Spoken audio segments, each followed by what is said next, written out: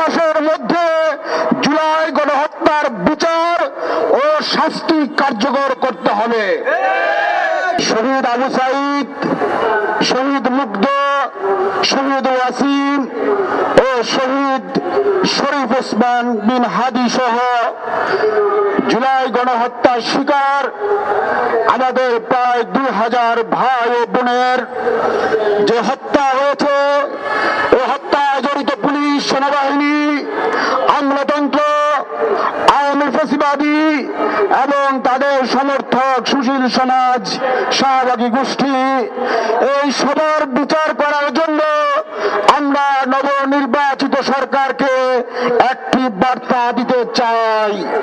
সেটি হচ্ছে, এই জুলাই গণহত্যার বিচারের জন্য ডক্টর ইউনূসের সরকার 1.5 বছর লাগিয়েছে শুধু ঢাকায় একটি ট্রাইব্যুনাল করে কয়েকজনের টোকেন বিচার করেছে।